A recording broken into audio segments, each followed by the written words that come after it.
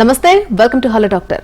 ఈరోజు హలో డాక్టర్లో సంతానలేమికి కారణాలేంటి, అసలు ఈ సమస్య ఎందుకు వస్తుంది, దాన్ని అధిగమించాలంటే ఎటువంటి జాగ్రత్తలు తీసుకోవాలి, ఇటువంటి సూచనలు సలహాలు మనకు అందించడానికి సంతాన సాఫల్య పరిశోధన కేంద్రం 49 నుంచి డాక్టర్ మైత్రేయి మనతో పాటు ఉన్నారు. మాట్లాడదాం. Hello doctor. హలో అండి. ఎక్కువగా ఈ రోజుల్లో వింటున్న మాట సంతానలేమి అనేది, అసలు సంతానలేమికి ప్రధాన కారణాలేంటి? ఓకే, ఇప్పుడు సంతానలేమి అంటే మనకి ఎందుకు యూజువల్గా ఇంక్రీజ్ అవుతుంది ఈ మధ్య కాలంలో అంటే, ఫస్ట్ రీజన్ వచ్చేసి మ్యారేజ్ అవ్వడమే అనేది లేట్ ఏజ్కి అవుతుందన్నమాట. సో దాని తర్వాత మళ్ళీ ప్రెగ్నెన్సీకి ప్లాన్ చేసుకోవడము అనే వరకు ఇంకా టైం తీసుకుంటున్నారు. కాబట్టి ఈ మధ్య కాలంలో ఈ ఇన్ఫర్టిలిటీ ప్రాబ్లము అనేది యూజువల్గా ఎక్కువగా కనబడుతుంది. దీంట్లో రీజన్స్ అంటే, ఇప్పుడు మనము 100 కపుల్స్ని చూసుకుంటే అరౌండ్ 30%లో ఫీమేల్స్లో ఇష్యూ ఉంటుంది, అండ్ రిమైనింగ్ ఇంకొక 30%లో మేల్స్లో ఉంటుంది, అండ్ ఇంకొక 10%లో ఇద్దరిలో కలిపేసి ఉంటుంది. ఆ రిమైనింగ్ ఇంకా 20% ఎవరైతే మిగిలారో ఎవరిలో ఏ ప్రాబ్లము అనేది ఉండదు, బట్ స్టిల్ వాళ్ళకి కన్సెప్షన్ అనేది అందడం లేదనమాట. వాళ్ళని అన్ఎక్స్ప్లెయిన్డ్ ఇన్ఫర్టిలిటీ అన్నట్టుగా ట్యాగ్ చేస్తాము. అండ్ మెయిన్గా వచ్చేసి మనం ఇప్పుడు చూసుకోవాలి అంటే, ఆడవాళ్ళల్లో ఏ కారణాల వల్ల ఈ సంతానలేమి వస్తుంది, అండ్ మగవాళ్ళల్లో ఏ రీజన్స్ వల్ల సంతానలేమి సమస్యకి దారి తీస్తుంది అని దాని గురించి చూద్దాము. ఆడవాళ్ళల్లో అంటే ఇప్పుడు మనము ఎనటామికల్గా చూసుకుంటే యూటరస్ అంటే గర్భాశయము పక్కన ట్యూబ్స్ ఉంటాయి, అండ్ థర్డ్ వన్ ఇస్ అండాశయాలు. ఈ మూడిట్లో ఎక్కడ ప్రాబ్లం ఉంది అన్నట్టుగా ఒక ఎవాల్యుయేషన్ అనేది చేసుకోవాలి. ఆ ఎవాల్యుయేషన్లో భాగంగా ఏ టెస్ట్లు చేస్తారంటే, ఆడవాళ్ళలో ఒక చిన్న స్కానింగ్ చేశాము అంటే దాంట్లో మనకి గర్భాశయము అండాశయాలు ఎలా ఉన్నాయి అన్నట్టుగా కనబడతాయి. సెకండ్ వచ్చేసి ఒక ట్యూబ్ టెస్ట్ అంటూ ఉంటుంది. ఈ ట్యూబ్స్ అనేవి ఏంటి అంటే మనకి స్కాన్లో కనపడవు. సో ఆ ట్యూబ్స్ అనేది చూడడానికి ఒక ట్యూబ్ టెస్ట్ చేయాలి.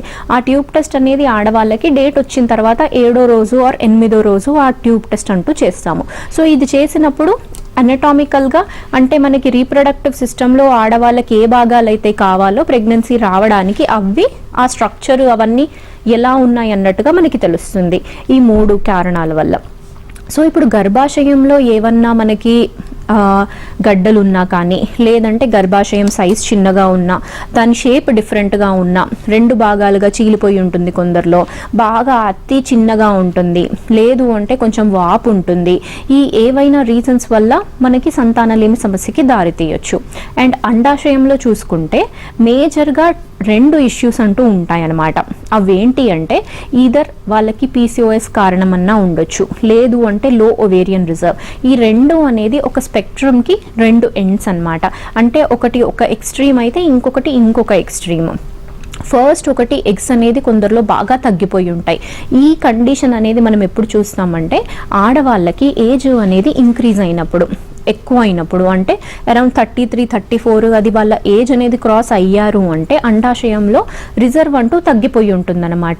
ఆ రిజర్వ్ని మనం చూడడానికి ఏ విధమైన టెస్టులు చేస్తామంటే, ఒక స్కాన్ చేసుకుంటే వాళ్ళ నంబర్ ఆఫ్ ఫాలికల్స్ ఎలా ఉన్నాయి, ఎన్ని ఉన్నాయి అనేది మనం చూడొచ్చు. దాన్ని కోరిలేట్ చేసుకోవడానికి ఒక బ్లడ్ టెస్ట్ AMH అనేది చేస్తాము. ఇది చేసినప్పుడు యూజువల్గా రీప్రొడక్టివ్ ఏజ్ గ్రూప్లో ఉన్న వాళ్ళకి 2 నుంచి 4 అనేది అది నార్మల్ వాల్యూ అన్నమాట. అలా కాకుండా వాళ్ళకి బాగా తగ్గింది అంటే 1 కన్నా చాలా తక్కువ ఉంది అంటే అప్పుడు వాళ్ళ అండాశయంలో రిజర్వ్ అనేది తగ్గింది అన్నట్టుగా గుర్తిస్తాము. సో ఇలా అండాశయంలో ఈ వేరియస్ ప్రాబ్లమ్స్ ఉండొచ్చు. ఇంకొకటి ఎండోమెట్రియోసిస్ కూడా ఉండొచ్చు. And tubes next. ఈ ట్యూబ్స్ అంటే ఓపెన్ ఉన్నాయా, బ్లాక్ ఉన్నాయా, 2 బ్లాక్ ఉన్నాయా, లేకపోతే ఒక్కటే బ్లాక్ ఉందా, ఇలా మనకి ఏమన్నా ట్యూబల్ బ్లాక్స్ ఉన్నాయా అన్నట్టుగా ఇవాల్యుయేషన్ అనేది చేసుకోవాలండి. అండ్ మగవాళ్ళకు వచ్చేస్తే వాళ్ళల్లో ఏమన్నా ప్రాబ్లం ఉందా అనేది మనం తెలుసుకోవడానికి ఒక బేసిక్ వీర్యకణాల పరీక్ష అనేది చేసినప్పుడు దాంట్లో మనకి కౌంట్, మొటిలిటీ, మార్ఫాలజీ ఈ 3 పారామీటర్స్ ఎలా ఉన్నాయి అన్నట్టుగా చూస్తాము. సో ఈ టెస్ట్ అనేది అయిన తర్వాత దాంట్లో ఏమన్నా డిఫరెన్సెస్ ఉంటే ఆ ప్రకారంగా మనము ఏ టెస్ట్లు ఫర్దర్గా చేయాలి అనేది చూసుకుంటామండి. అలాగే ఈ సంతానలేమికి సంబంధించి ఎవరైతే ఈ సమస్యతో బాధపడుతున్నారో వాళ్ళకి ఇప్పుడున్న ట్రీట్మెంట్స్ అవైలబుల్లో ఏమేమి ఉన్నాయి డాక్టర్ అసలు? ఓకే, ట్రీట్మెంట్స్ అనేది యూజువల్గా సంతానలేమి సమస్యకి వస్తే అందరికీ ఒకటే ప్రోటోకాల్ అనేది ఉండదండి. కొందరికి ఏంటి అంటే ఇప్పుడు ఇనీషియల్గా వాళ్ళకి ఏ వర్కప్ అనేది అవ్వలేదు అంటే ఫస్ట్ ఒక బేసిక్ ఇవాల్యుయేషన్ అనేది చేస్తాము. సో ఇందాక మనం డిస్కస్ చేసుకున్నట్టు ఆ టెస్ట్లు అనేది చేసిన తర్వాత అసలు ఏ ఫ్యాక్టర్ వల్ల ప్రెగ్నెన్సీ అనేది రావడం లేదు అన్నట్టుగా చూసుకుంటాము. అది చూసిన తర్వాత ఇప్పుడు ఎగ్స్ అనేవి బాగా తక్కువగా ఉన్నాయంటే వాళ్ళకి అకార్డింగ్లీ ట్రీట్మెంట్ అనేది ఉంటుంది. అండ్ నెక్స్ట్ కేసు ఏంటి, పీసీఓఎస్లో అండాశయంలో ఫాలికల్స్ అనేవి ఎక్కువగా ఉన్నప్పుడు వాళ్ళకి ఇర్రెగ్యులర్ సైకిల్స్ ఇలా దారితీస్తుందన్నమాట. ఇర్రెగ్యులర్ సైకిల్స్ ఉన్నప్పుడు అండాశయం నుంచి అండం అంటూ కరెక్ట్గా డెవలప్ అయ్యి విడుదల అవ్వదు, దాన్ని ఓవ్యులేషన్ అంటాము. కరెక్ట్గా ఓవ్యులేషన్ అనేది జరిగితేనే ప్రెగ్నెన్సీ ఛాన్స్ అనేది ఉంటుంది. సో వాళ్ళల్లో మనం ఏ విధమైన ట్రీట్మెంట్ ఇస్తామంటే ఎగ్ అనేది పెరగడానికి ట్రీట్మెంట్ అనేది పెడతాము. ఫస్ట్ ఇనీషియల్గా టాబ్లెట్స్ రూపంలో ఉంటాయి. ఆ టాబ్లెట్స్ ఆ డోసు అనేది వాళ్ళ బాడీకి సరిపోవడం లేదు అంటే నెక్స్ట్ ఇంజెక్షన్స్ అనేవి యాడ్ చేస్తాము. సో ఇలా ఇంజెక్షన్స్ ఏదో ఒక విధంగా అండాశయం నుంచి అండం అంటూ డెవలప్ అయ్యి రిలీజ్ అవ్వాలన్నమాట. ఆ రిలీజ్ అవ్వడానికి కూడా ఇంజెక్షన్ అంటూ ఇస్తాం. ఇలా ఇచ్చిన తర్వాత వాళ్ళ ఏజ్, వేరే factors, tubal factor, husband factor అన్నీ బాగున్నాయంటే న్యాచురల్గానే ట్రై చేసుకోవచ్చు. ఎక్కడన్నా ఏమన్నా ఇష్యూ ఉంది అనుకోండి, ఇప్పుడు హస్బెండ్ కౌంట్లో ఏదన్నా ప్రాబ్లం ఉంది, మొటిలిటీలో ఏమన్నా ఇష్యూస్ ఉన్నాయి, సో దానివల్ల ఏదన్నా IUI ప్రొసీజర్ అంటూ సజెస్ట్ చేయొచ్చు. ఇప్పుడు మొటిలిటీ అనేది యాక్టివ్, ఇప్పుడు WHO క్రైటీరియా ప్రకారము ఈ వీర్య కణాల కౌంట్ అనేది అట్లీస్ట్ 15 మిలియన్ అన్నా ఉండాలి, 15. తర్వాత మొటిలిటీ అంటే ఏంటి, కదలికలు. దాంట్లో కూడా యాక్టివ్ మొటిలిటీ అంటూ ఉంటుందన్నమాట. యాక్టివ్ అంటే వేగంగా ముందుకెళ్లే కణాలని యాక్టివ్ మొటిలిటీ అన్నట్టుగా కేటగరైజ్ చేస్తాము. అది 32% ఉండాలి. నెక్స్ట్ వచ్చేసి మార్ఫాలజీ అంటే నార్మల్ ఫార్మ్స్, ఆకారం. ఈ స్పర్మ్స్కి కూడా ఒక ఆకారం అంటూ ఉంటుంది, హెడ్, నెక్, టెయిల్ అని. 100లో ఎన్ని అనేవి బాగున్నాయి, నార్మల్గా ఉన్నాయి అన్నట్టుగా చూస్తే అట్లీస్ట్ 4% అన్నా నార్మల్గా ఉండాలి. సో ఇలా మనకి ఈ క్రైటీరియా ప్రకారము ఉండాలి. ఇక్కడ ఏమన్నా మనకి డిఫరెన్సెస్ వచ్చాయి అంటే మొటిలిటీ కొంచెం తక్కువగా ఉంది, కౌంట్ కొంచెం తక్కువగా ఉంది అంటే వాళ్ళలో ఇనీషియల్గా IUI పద్ధతి అంటూ స్టార్ట్ చేయొచ్చు. ఫర్టిలిటీలో మనం ఫస్ట్ చూసుకుంటే ఏదన్నా ప్రొసీజర్ అనేది బేసికల్గా స్టార్ట్ చేసేది అనేది ఈ చిన్న పద్ధతి IUI అనేది. IUI అంటే ఇంట్రాయూట్రైన్ ఇన్సమైనేషన్, దాని ఫుల్ ఫామ్. అంటే గర్భాశయం లోపలికి వీర్య కణాలని పంపించే పద్ధతిని IUI అంటాము. ఇలా IUI పద్ధతి అనేది ట్రై చేసుకోవచ్చండి. అండ్ ఏదైనా కారణం వల్ల, ఫర్ ఎగ్జాంపుల్ ఇప్పుడు 2 ట్యూబ్స్ బ్లాక్ ఉన్నాయి ఆడవాళ్ళకి, హస్బెండ్ కౌంట్ అనేది కంప్లీట్గా 0 ఉంది, మొటిలిటీలో ఏమన్నా ప్రాబ్లం ఉంది, ఇలా ఉంటే వాళ్ళకి IVF అనే ట్రీట్మెంట్ అనేది సజెస్ట్ చేస్తామండి. రైట్ డాక్టర్, ఒక కాలర్ సిద్ధంగా ఉన్నారు మాట్లాడడానికి. Let's talk to her. Sneha గారు వరంగల్ నుంచి మాట్లాడుతున్నారు. నమస్తే అండి స్నేహ గారు. నమస్తే అండి. మాట్లాడండి, డాక్టర్ మైత్రి గారు ఉన్నారు, మాట్లాడొచ్చు. Hello, good afternoon madam. Good afternoon అండి. మేడం, నాకు మ్యారేజ్ అయ్యి 9 years అవుతుంది. నాకు ఒక 8 years బాబు ఉన్నాడు. నాకు బాబు పుట్టినాక 7 years కి ప్రెగ్నెన్సీ వచ్చింది, 7 years తర్వాత. ఓకే. బాబు వచ్చినాక అది కొంచెం మరి ఏమైనా తెలియదు, 2 months కే బ్లీడింగ్ అయ్యి హార్ట్ బీట్ అయిపోయిందని అబార్షన్ చేయించుకున్నాను. ఓకే. చేపించుకున్నాక ఇప్పుడు నాకు January 12th కి అబార్షన్ అయింది. అప్పటి నుంచి ఇప్పటి వరకు ఏం లేదు, నార్మల్ గానే ఉన్నా. మొన్నటి నుంచి ఒక 1 month నుంచి బాగా వైటిష్ అవుతుంది మేడం. ఒక 2 days బ్యాక్ కూడా నాకు ఇర్రెగ్యులర్ పీరియడ్స్ కదా, రెగ్యులర్ పీరియడ్స్, కానీ ఒక 2 days బ్యాక్ నాకు వైట్ తో పాటు కొంచెం రెడ్డిష్ లాగా కూడా వచ్చింది మేడం. మంది ఆ ప్లేస్ లో బాగా మంటలేస్తుంది మేడం. ఓకే. వెయిట్ ఎంత ఉన్నారండి మీరు మేడం? వెయిట్, బరువు ఎంత ఉన్నారు? వెయిట్ ఒక ఏమంటారు 40-49 అట్లుంటవచ్చు మేడం, అంతే. ఓకే. ఓకే అండి. ఒకసారి ఏంటి అంటే ఇది వైట్ డిశ్చార్జ్ అనేది ఏ విధంగా ఉంది అన్నట్టుగా చూసుకోవాలి. ఇప్పుడు నార్మల్గా యూజువల్గా ఈ రీప్రొడక్టివ్ ఏజ్ గ్రూప్లో ఉన్న ఆడవాళ్ళకి డిశ్చార్జ్ అనేది కామన్ అనమాట. కాకపోతే అది నార్మలా లేకపోతే ఏదన్నా ఇన్ఫెక్షన్ రిలేటెడా అనేది ఒకటి రూల్ అవుట్ చేసుకోవాలి. ఇప్పుడు నార్మల్ వైట్ డిశ్చార్జ్ అంటే పీరియడ్ వచ్చే కన్నా ముందు అనేది అండ్ ఓవ్యులేషన్ టైంలో అంటే పీరియడ్ మధ్యలో టైంలో అనేది ఈ వైట్ డిశ్చార్జ్ అంటూ ఎక్కువగా అవుతుంది. ఆ వైట్ డిశ్చార్జ్ అనేది యూజువల్గా ఎలా ఉంటుంది అంటే జిగటలాగా ఉంటుంది అనమాట. దానికి ఏ విధమైన స్మెల్ అనేది ఉండదు, ఇచ్చింగ్ అనేది అంటే దురద అనేది ఏమీ అసోసియేట్ అయ్యి ఉండదన్నమాట.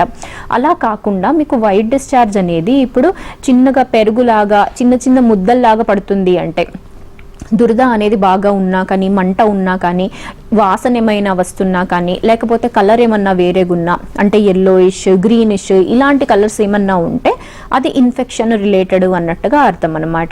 సో మీకు ఈ వైట్ డిశ్చార్జ్ అనేది ఏ విధంగా ఉంది అనేది ఒక్కసారి మీరు డాక్టర్ని అనేది చూయించుకోండి. దాంట్లో ఏదన్నా ఇప్పుడు మనము ఇన్ఫెక్షన్ రిలేటెడ్ ట్రీట్మెంట్ అట్లా ఏమన్నా మీకు ఇన్ఫెక్షన్ ఉంటే ఆ ట్రీట్మెంట్ అంటూ చేసుకుంటే వైట్ డిశ్చార్జ్కి సరిపోతుంది. సో దాని గురించి ఎక్కువ టెన్షన్ పడాల్సిన అవసరం అనేది ఏమీ లేదండి. అండ్ మీది ఒకసారి బ్లడ్ టెస్ట్, ఒకటి షుగర్ లెవెల్స్ ఎలా ఉన్నాయి అనేది ఒకసారి చూసుకోండి. ఎందుకంటే షుగర్స్ కూడా ఏమన్నా కొంచెము ఎక్కువగా ఉంటే ఇన్ఫెక్షన్స్ అనేది ఎక్కువ ఉండే ఛాన్స్ ఉంటుంది. అందుకు రూల్ అవుట్ చేసుకోవడానికి ఒక blood sugar, random blood sugar అయినా కానీ ఏమీ పర్వాలేదు, ఆ టెస్ట్ అనేది ఒకసారి చేయించుకోండి. రైట్ డాక్టర్, మరొక కాల్ ఉన్నారు డాక్టర్, మాట్లాడదాం. రజిత గారు మహబూబాబాద్ నుంచి కాల్ చేస్తున్నారు. నమస్తే అండి రజిత గారు. నమస్కారం అండి. ఎస్, మీ టీవీ వాల్యూమ్ తగ్గించేసి డాక్టర్ గారితో మాట్లాడండి. హలో. హలో అండి, చెప్పండి. మా అమ్మాయికి 2 సంవత్సరాలు అవుతుంది. రజిత గారు, ముందు మీరు టీవీ వాల్యూమ్ తగ్గించేసి మాట్లాడండి ప్లీజ్. ఎస్, కాల్ కట్ అయిపోయిందండి. దయచేసి మీరు మాట్లాడే ముందు టీవీ వాల్యూమ్ తగ్గించేసుకొని మాట్లాడండి. మీకు డిస్టర్బెన్స్ ఉండదు, మాకు డిస్టర్బెన్స్ ఉండదు. అలాగే డాక్టర్, చాలా మందిలో ఇప్పుడు అంటే ఫుడ్ హ్యాబిట్స్ వల్ల కావచ్చు, లేదంటే లేట్ నైట్ తినడం వల్ల కావచ్చు, అధిక బరువు అనేది కూడా ఒక సమస్యగా చూస్తున్నాం. ఈ అధిక బరువుకి ఇన్ఫెర్టిలిటీకి ఏమైనా సంబంధం ఉందా? యా డెఫినెట్లీ అండి. చాలా యాక్చువల్గా ఒక ఇంపార్టెంట్ కాజ్ అనేది కూడా ఈ ఓవర్ వెయిట్, ఒబేసిటీ అనేది ఉండడము. ఒకటి మనం చూసుకోవాల్సింది ఏంటి అంటే, కొందరికి యూజువల్గా పుట్టుకతోనే బరువు అనేది ఎక్కువ సైడ్ ఉంటుందన్నమాట. వాళ్ళకి సైకిల్స్ అనేవి రెగ్యులర్గా ఉన్నప్పుడు వాళ్ళ గురించి మనం అంత టెన్షన్ పడాల్సిన అవసరం అనేది ఉండదు. కొందరికి ఏమవుతుందంటే డ్రాస్టిక్గా వెయిట్ గెయిన్ అవ్వడము అనేది, ఈ డ్రాస్టిక్గా అయ్యేసరికి ఏమవుతుంది, హార్మోనల్ డిస్టర్బెన్సెస్ అనేవి స్టార్ట్ అవుతాయి. యూజువల్గా వెయిట్ గెయిన్ అనేది ఎక్కువ అయినప్పుడు పొట్ట పైన ఫ్యాట్ అనేది ఎక్కువగా డిపాజిట్ అవుతుందన్నమాట. ఈ ఫ్యాట్ అనేది ఎక్కువ మనకి డిపాజిషన్ వచ్చినప్పుడు హార్మోనల్ డిస్టర్బెన్సెస్ దానికి దారితీస్తాయి. ఆ హార్మోనల్ డిస్టర్బెన్సెస్ ఏంటి అంటే బాడీలో ఇన్సులిన్ రెసిస్టెన్స్ అనేది వచ్చేస్తుంది. అలా వచ్చి మనకి ఎగ్ రిలీజ్ అవ్వడానికి ఉపయోగపడే హార్మోన్స్ అనేది పెద్దగా అవ్వడానికి, రిలీజ్ అవ్వడానికి, అవి FSH, LH అనే హార్మోన్స్ అంటారనమాట. ఈ హార్మోనల్ రేషియో అనేది ఇంబ్యాలెన్స్ అవుతుంది. అలా ఇంబ్యాలెన్స్ అయ్యే కారణం వల్ల యూజువల్గా అండాశయం నుంచి విడుదల అయ్యే అండము సరిగ్గా విడుదల అనేది అవ్వదు. సో అది రిలీజ్ అయితేనే ప్రెగ్నెన్సీకి ఛాన్స్ ఉంటుంది. సో ఇక్కడ రిలీజే అవ్వడమే లేదు అంటే అసలు ఫీమేల్ ఫ్యాక్టర్ నుంచి ఎగ్ అనేదే రాకపోతే ఇంకా నెక్స్ట్ ప్రెగ్నెన్సీ ఛాన్సే ఉండదన్నమాట. సో అందుకు ఈ బరువు అనేది చాలా ఇంపార్టెంట్ రోల్ ప్లే చేస్తుంది ఫర్టిలిటీలో. అండ్ బరువు ఒకటి, ఏజ్ ఒకటి, ఇలా ఈ 2 ఫ్యాక్టర్స్ అనేవి చాలా ఇంపార్టెంట్ అన్నమాట. బరువు అనేది చాలా ఎక్కువగా ఉన్న ప్రాబ్లమే, చాలా తక్కువగా ఉన్న ప్రాబ్లమే. తక్కువగా ఉండే వాళ్ళల్లో కూడా హార్మోనల్ ఇష్యూస్ ఉంటాయి. వాళ్ళల్లో కూడా మనము పీరియడ్ ఇర్రెగ్యులారిటీస్ ఇవన్నీ చూడొచ్చు. వాళ్ళల్లో కూడా యానోవ్యులేషన్ ఇవన్నీ అవుతాయి అన్నమాట. సో ఇప్పుడు ఎక్కువ బరువు ఉన్న వాళ్ళు చేయాల్సింది ఏంటి, నార్మల్గా వాళ్ళ లైఫ్ స్టైల్ అనేది ఫస్ట్ వాళ్ళ చేతిలో ఉండేది వాళ్ళ లైఫ్ స్టైల్ అనమాట. అదనేది కొంచెం చేంజ్ చేసుకోవాలి. అంటే ఫర్ ఎగ్జాంపుల్ ఇప్పుడు డైలీ ఒక 15 to 20 minutes ఎక్సర్సైజ్ అన్నా, వాకింగ్, జాగింగ్ ఏదో ఒకటి చేసుకోవాలి.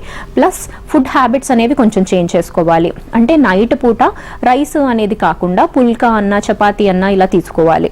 ప్లస్ మధ్యాహ్నం పూట రైస్ తీసుకున్నా కానీ క్వాంటిటీ అనేది కొంచెం తగ్గించుకొని కూరలు అనేవి దాంతో ఎక్కువగా తీసుకోవాలి. అండ్ మీ డైట్లో ఎలా అయినా కానీ ప్రోటీన్ డైట్ లాగా ఉండాలన్నమాట. అంటే డైలీ ఒక ఎగ్ వైట్, ఎగ్ తినని వాళ్ళు సబ్స్టిట్యూట్గా మొలకలు, పప్పు, డ్రై ఫ్రూట్స్, ఆకుకూరలు ఇలాంటివి మీరు మీ డైట్లో అనేది ఇంక్లూడ్ చేసుకోవచ్చు. అండ్ జంక్ ఫుడ్ అనేది కంప్లీట్గా స్టాప్ చేయాలి. అంటే pizza, burger, cool drinks, sweets ఇలాంటివన్నీ స్టాప్ చేసుకుంటే కార్బోహైడ్రేట్ కంటెంట్ అనేది మనం ఆపుతున్నాం అనమాట. ఇలా ఆపడం వల్ల, డైట్ చేంజ్ చేయడం వల్ల, ఎక్సర్సైజ్ చేయడం వల్ల డెఫినెట్గా మీరు ఒక నెలలో మీరు మీలోనే డిఫరెన్స్ అనేది చూసుకోవచ్చు. ఇప్పుడు వెయిట్ తగ్గండి అని చెప్తే అది ఒక 10 kg అనేది మీరు ఓవర్ పీరియడ్ ఆఫ్ 1 month తగ్గాలి అన్నట్టుగా అర్థం కాదనమాట.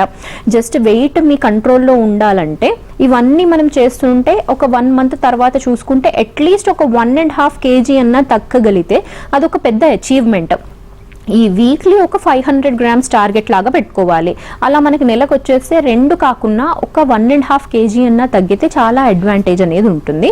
కాకపోతే గుర్తుపెట్టుకోవాల్సింది ఏంటి అంటే ఏదైతే బరువు అనేది మీరు తగ్గారో అది మళ్ళీ పెరగొద్దు.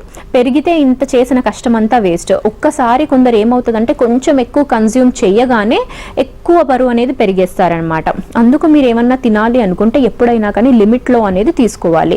ఇలా మనం తీసుకోవడం వల్ల మీ వెయిట్ అనేది కంట్రోల్ ఉంటే ఈవెన్ మనకి ఫర్టిలిటీకి కూడా చాలా ఉపయోగపడుతుంది అనమాట. సో అందుకు బరువు అనేది ఫర్టిలిటీలో చాలా ఇంపార్టెంట్ రోల్ ప్లే చేస్తుందండి. మరొక కాల్ ఉన్నారు డాక్టర్. లక్ష్మి గారు హైదరాబాద్ నుంచి కాల్ చేస్తున్నారు. నమస్తే లక్ష్మి గారు. నమస్కారం మేడం. మాట్లాడండి. డాక్టర్ మైత్రి గారు ఉన్నారు, మాట్లాడొచ్చు మీరు. మేడం నమస్కారం. యా నమస్తే అండి, చెప్పండి. నాకు పెళ్ళై 6 years అవుతుంది మేడం. ఓకే. పెళ్ళైన ఫస్ట్ మంత్ లోనే నేను కన్సీవ్ అయ్యాను. ఆ తర్వాత 3.5 years కి మళ్ళీ కన్సీవ్ అయ్యాను. పాప పుట్టింది, పాప హెల్దీగానే ఉంది. మళ్ళీ 3.5 years కి కన్సీవ్ అయ్యాను. ఓకే. అయితే అయినప్పుడు ఏమైందంటే 3rd month లో స్కానింగ్ కోసం అని వెళ్ళినప్పుడు నాకు బేబీ హార్ట్ బీట్ లేదు అని అబార్షన్ అయింది.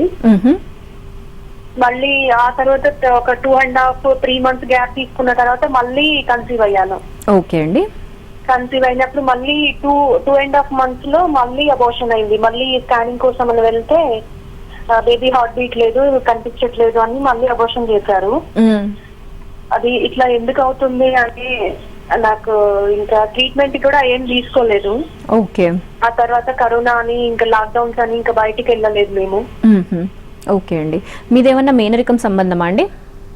మేనరికం సంబంధం మేనరికమే మేడం. మేనరికమే. ఓకే. అలాంటి కేసెస్లో కూడా ఇట్లా రికరెంట్ అబార్షన్స్ అనేది చూసే ఛాన్స్ అనేది ఉందండి. సో మీరు ఒకటి ఏం చేయండి అంటే మీది మీ హస్బెండ్ది ఇద్దరిది క్యారియోటైపింగ్ అనే ఒక టెస్ట్ ఉంటుంది. అంటే మీ క్రోమోజోమ్స్ అన్నీ ఎలా ఉన్నాయి అన్నట్టుగా ఆ టెస్ట్ అనేది చేయించుకుంటే దాంట్లో ఏమన్నా మీ ఇద్దరికి కలిసే జీన్స్ ఏమన్నా ఉన్నాయా అనేది చూడొచ్చు. దానిలో ఏమన్నా అబ్నార్మాలిటీస్ అంటూ ఉంటే ఇంకా ఫర్దర్గా దాన్ని కొంచెం టెస్ట్ చేయాల్సిన అవసరం అనేది ఉంది. సో బేసిక్ టెస్ట్ ఆ క్యారియోటైపింగ్ అనేది చేయించుకోండి. ప్లస్ ఏమవుతుందంటే మేనరికం సంబంధాల్లో ఫస్ట్ ఇనీషియల్గా ఏమీ అప్పుడప్పుడు రాకపోవచ్చు, కానీ కొన్ని కేసెస్లో ఇద్దరిలో రెసిస్టెంట్ ఉన్న జీన్స్ కలిస్తే బేబీలో అది డామినెంట్ అవుతుందన్నమాట. అలా డామినెంట్ అయినప్పుడు ఈ ఫస్ట్ 3 monthsలో యూజువల్గా అబార్షన్స్కి కారణం ఏంటి అంటే మనకి క్రోమోజోమల్ అబ్నార్మాలిటీస్. అదే ఫస్ట్ ఇంపార్టెంట్ రోల్ ప్లే చేస్తుంది. అలా క్రోమోజోమ్స్లో ఏమన్నా అబ్నార్మాలిటీస్ ఉన్నా కానీ ఫస్ట్ 3 monthsలో ఎక్కువ మటుకు అబార్షన్ అయ్యే ఛాన్స్ అనేది ఉంటుందండి. అందుకు ఒక్కసారి మీరు ఆ క్యారియోటైపింగ్ అనేది టెస్ట్ చేయించుకోండి. అండ్ ఇంకొకటి ఏంటి అంటే మీకు ఇంతకుముందు అబార్షన్ అయినప్పుడు ఆ ప్రోడక్ట్స్ని ఏమన్నా మీరు ఎగ్జామినేషన్కి పంపించి ఉంటే, అంటే అబార్షన్ అయిన తర్వాత కొంచెం ఏమైతే లోపల నుంచి ఆ ప్రోడక్ట్స్ వస్తాయో వాటిని టెస్ట్ చేస్తే కూడా బేబీలో ఏం అబ్నార్మాలిటీ ఉంది అనేది కనుక్కునే అవకాశం అనేది ఉంటుందన్నమాట.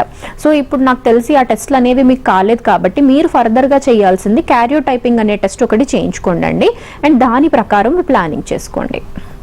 అలాగే డాక్టర్, కొంతమందిలో చెడు అలవాట్లు చూస్తూ ఉంటాం. అంటే ఆల్కహాల్ కన్సంప్షన్ ఉండొచ్చు, లేకపోతే స్మోకింగ్ చేసే అలవాటు ఉండొచ్చు. ఇలాంటి వాళ్ళలో కూడా ఆడమగా తేడా లేకుండా ఇప్పుడు అందరిలో కూడా ఈ అలవాట్లు చూస్తున్నాం. సో ఇలాంటి వాళ్ళలో కూడా ఇన్ఫెర్టిలిటీకి దారితీసే అవకాశం ఉందా? యా, ఏదైనా కానీ లిమిట్కి దాటి కన్జ్యూమ్ చేసినప్పుడు ఏ విధమైన హ్యాబిట్ అయినా కానీ హార్మ్ఫుల్లే అండి అది. కొందరు ఇప్పుడు మనం చూస్తే అకేషనల్గా తీసుకుంటారు, వాళ్ళల్లో అంత మనము డిఫరెన్స్ అనేది చూడకపోవచ్చు.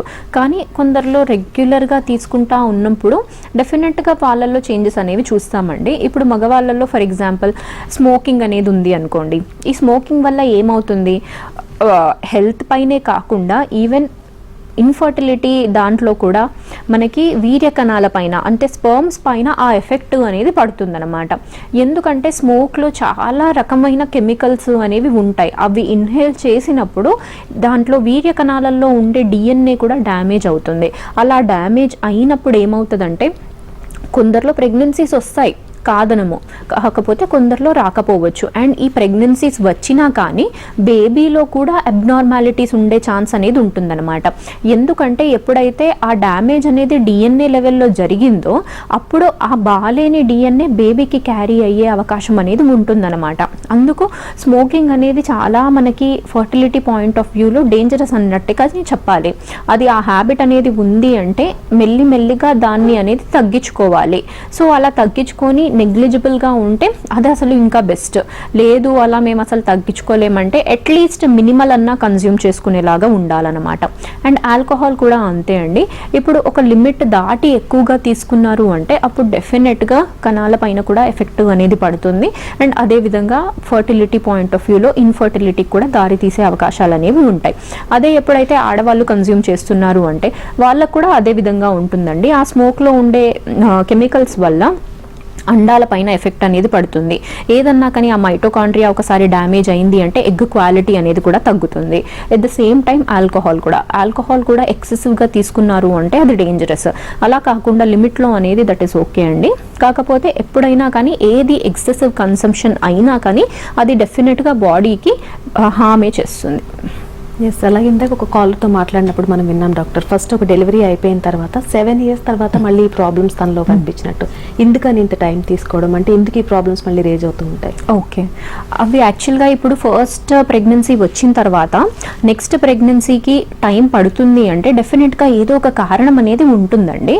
అండ్ 7 years తర్వాత తనకి కన్సెప్షన్ అనేది వచ్చింది, ఆ మధ్యలో అనేది ప్రెగ్నెన్సీ అనేది రాలేదు. సో ఏదో ఒక ఇష్యూ వల్లనే ఆ ప్రెగ్నెన్సీ అనేది డిలే అయ్యింది. ఫర్ ఒక చిన్న ఎగ్జాంపుల్ తీసుకున్నాము అంటే ఫస్ట్ డెలివరీ అనేది ఇప్పుడు నార్మల్గా అయిపోయిందంటే వాళ్ళలో పెద్ద ఎఫెక్ట్ అనేది కనపడకపోవచ్చు. అదే ఇప్పుడు ఫస్ట్ డెలివరీ అనేది ఆపరేషన్ అయ్యింది అనుకోండి, ఇప్పుడు ఏదైనా మనము బయట నుంచి చేస్తున్నాము, మనం ఇంటర్ఫియర్ అవుతున్నాము అంటే లోపల ఏదో ఒకటి డెఫినెట్గా అవుతుంది. అంటే మనము ఆర్గన్స్ని కదిపినప్పుడు అతుకులు అనేవి ఫామ్ అయ్యే ఛాన్స్ అనేది ఉంటుందన్నమాట. సో అలా అయినప్పుడు ఆ ట్యూబ్స్కి ఓవరీకి ఉన్న రిలేషన్ చేంజ్ అయ్యే ఛాన్స్ ఉంటుంది. అది నార్మల్గా సి సెక్షనే కాదండి, ఏ విధమైన సర్జరీ అయినా కానీ, ఇప్పుడు లాప్రాటమీ ఉంటాయి, కొందరిలో కడుపులో గడ్డలు ఉండడం వల్ల సర్జరీలు అయ్యి ఉండొచ్చు, లేకపోతే అపెండిక్స్, ఇలా ఏ సర్జరీ అయినా కానీ లోపల మనం డిస్టర్బెన్స్ చేసినప్పుడు అది డెఫినెట్గా ఏదో ఒక దానికి దారి అనేది తీస్తుందన్నమాట. అలా కాకుండా ఈ మధ్య కాలంలో మళ్ళీ ఏమన్నా హస్బెండ్లో ఏమన్నా కౌంట్ అనేది తగ్గినా కానీ అప్పుడు ప్రెగ్నెన్సీ రావడానికి కష్టము అనేది అవ్వచ్చండి. అండ్ ఫస్ట్ ఏదన్నా కానీ ముందు నార్మల్ డెలివరీ అయినా, ఆపరేషన్ అయినా, అబార్షన్ అయినా, ఇలా ఏదన్నా అయినా కానీ దాని తర్వాత ట్యూబ్స్ కూడా బ్లాక్ అయ్యే ఛాన్స్ అనేది ఉంటుంది. అంటే ఇన్ఫెక్షన్స్ అనేది అవుతాయన్నమాట. ఎప్పుడైతే ఇలా మనకి ఆబ్స్టెటిక్ పాయింట్ ఆఫ్ వ్యూలో ఏదో జరిగింది అంటే ఎక్స్టెన్సివ్గా బ్లీడింగ్ అనేది అవుతుంది. బ్లీడింగ్ అన్నా, వైట్ డిశ్చార్జ్ అన్నా ఎక్కువగా అయినప్పుడు అదేమవుతుందంటే గర్భాశయం ఓపెనింగ్ అనేది చాలా రోజులు ఓపెన్ ఉంటుంది. ఏ విధంగా అయితే బ్లీడింగ్ అనేది బయటికి వస్తుందో అదే విధంగా ఇన్ఫెక్షన్స్ అనేవి బయటి నుంచి లోపలికి వెళ్ళే ఛాన్స్ అనేది ఉంటుందన్నమాట. ఆ కారణాల వల్ల కూడా ట్యూబ్స్ అనేవి బ్లాక్ అవ్వచ్చు. ఇలా ట్యూబల్ బ్లాక్స్ వల్ల కూడా ప్రెగ్నెన్సీస్ అనేది మళ్ళీ రాకపోవడము, డిలే అవ్వడము అనేది మనం చూస్తామండి. అలాగే చాలామంది మహిళల్లో అంటే టీనేజ్లో ఉన్నప్పుడే మనము ఈ ఇర్రెగ్యులర్ సైకిల్స్ అనేవి చూస్తూ ఉంటాం.